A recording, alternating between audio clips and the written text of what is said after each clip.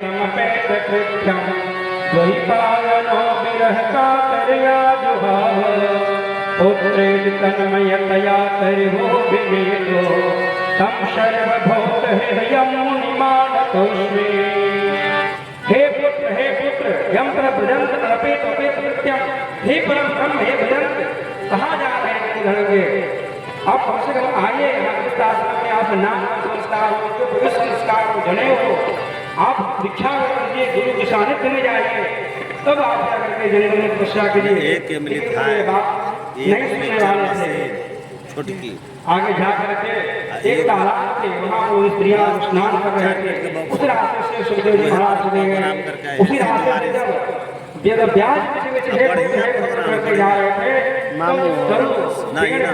वो भी आवाज रहे थे, हे पुत्र। सब स्त्रियां बाहर निकल गए, पूछे मेरा पुत्र 12 वर्ष में जा रहा था, उस समय तुम लोग लज्जासन क्यों नहीं आए? और हम इतनी अवस्था में हैं, वृद्धावस्था में, इतने लज्जा क्यों? बोले स्त्रियां क्या जवाब देती है? हे वेदव्यास, और आपके पुत्र सुखदेव जी महाराज परमहंस है, परम ज्ञानी है, इसलिए उनके पास कोई मोह माया कुछ वैसे उनकी दिखाई नहीं पड़ा, इसलिए उनकी रास्ता नहीं। आप लौट जाइए, वो परमहंस परम ज्ञानी। प्रेम से बोले सुखदेव जी महाराज की जय।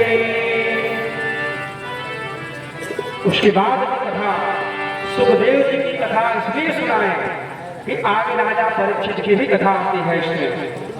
और श्रीमद् भागवत में आप श्रवण किए होंगे कि सुखदेव जी महाराज राजा परीक्षित को श्रीमद् भागवत सुनाए थे। वो देव भागवत की भी कथा है। देव भागवत में कुछ भिन्नता है। देव भागवत की पहले कथा सुना देते हैं, उसके बाद श्रीमद् भागवत की भी कथा सुना देंगे। दोनों की ही कथा है। श्रीमद् भागवत है कि पहले किया गया था, वेद व्यास जी के लड़का हुए संतान सुखदेव जी महाराज, और श्रीमद् भागवत कथा सुनाए राजा परीक्षित को। और श्रीमद् भागवत की कथा है, प्रथम श्रोता राजा परीक्षित हुए और वक्ता कहने वाले सुखदेव जी महाराज हुए। और देवी भागवत में श्रोता बने जन्मेजय राजा परीक्षित के लड़का पुत्र हुए, और वक्ता बने वेद व्यास जी स्वयं, जो देव भागवत कथा सुनाए। उनके मृत्यु के बाद राजा परीक्षित के मरने के बाद, इसलिए पहले देव भागवत कथा सुन लेंगे। एक बार की कथा है, पहले तक वो 8 राजा परीक्षित अलाप 10 वाला वो है बजा वाली के पांडव वंश में थे।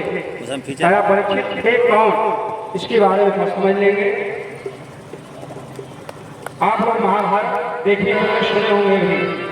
श्री पांडव लोग थे, धृतराष्ट्र लड़के थे, दुर्योधन, और उस पांडवों में जो 5 पुत्र थे, युधिष्ठिर, भीम, अर्जुन, नकुल, सहदेव, दोनों आपसी विवाद करता था, हर समय लड़ाई धन संपत्ति के लिए। उसके बाद जब ये अपने महाभारत समाप्त होने के बाद 5 पांडव लोग स्वर्गारोहण करने लगे, तब जो राजा अर्जुन थे उनके पुत्र नाम था अभिमन्यु, और अभिमन्यु युद्ध में ही मारे गए थे। और उनके एक गर्भवती थी उत्तरा के गर्भ में राजा परीक्षित ही पल रहे थे उस समय। और जैसे महाभारत समाप्त होने के बाद आई, उस समय जो द्रोणाचार्य लड़का थे वो बाण चला दिए वहां पर, और बाण चलाने के बाद धर्म को विनाश करना चाहते थे, लेकिन वहां भगवान विष्णु अंगुष्ठनाथ होकर के उत्तरा के गर्भ को जाकर के रक्षा किए हैं। और जब भगवान कृष्ण अब अपने धाम को सोचे के चले, तो जाते समय भगवान को यहाँ उत्तरा करके प्रार्थना करते हैं, पाहे पाहे महायोगिन्यधीश्वर। हे प्रभु, आप रक्षा के लिए इतने गर्भ और प्रसव पीड़ा हो रहा है, जलन हो रहा है, तो भगवान जाकर उत्तरा के गर्भ को रक्षा करते हैं। और जो गर्भ में जाकर के भगवान ही रक्षा करे किसी जवान को, किसी जीव को, तो साधारण व्यक्ति कैसे हो सकता है? वही राजा परीक्षित हुए। और 60 वर्ष की उम्र में राजा परीक्षित को 5 पांडव लोग उनके अपना राज्य को संभालने के लिए देकर राजा बना करके चले गए। स्वर्गारोहण किए। आया परीक्षित उम्र में बढ़ने के बाद या भ्रमण कर रहे थे एक बार कि हमारे क्षेत्र में कैसा कैसा क्या व्यवस्था है। जरा परीक्षित जब गए तो वहाँ क्या देखते हैं कि एक वहाँ पर एक गरिया कलुटा काला व्यक्ति है और एक गौ को वहाँ मार रहा है डंडा से लेकर के। बोले कि तुम कौन हो? और बछड़ा खड़ा है वो कौन है? तो वहाँ कहता है मेरा नाम कली है और ये जो गौ है वो बोले कि हम धरती में और वो वैसे थे बछड़ा थे वो धर्म थे। बोले कि ऐसा कलयुग है। कलयुग क्या है? कल्लह का ही है। इसलिए कलयुग में कोई सुखी नहीं है। कलयुग में घर घर में देखिए सभी के घर में कुछ न कुछ तनाव कुछ न कुछ विवाद बना रहता है। इसलिए कली युग कली का कल्लह कल्लह का युग कल्लह का समय। इसलिए वहाँ पर एक कलयुग को मारने के लिए उतावला हो गए और वहाँ कलयुग को मारने के बाद कलयुग कहता है हे प्रभु आपके पास ये राजन द्वापर के बाद कलयुग आना निश्चित है।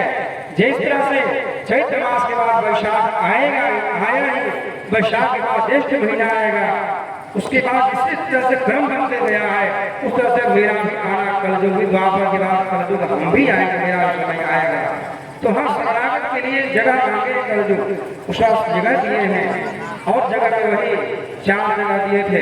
देवतम पान स्त्रिय सोना कलयुग का आवास जहाँ जुआ खेला जाता हो वहाँ कलयुग का आवास है। कल्लह का घर है।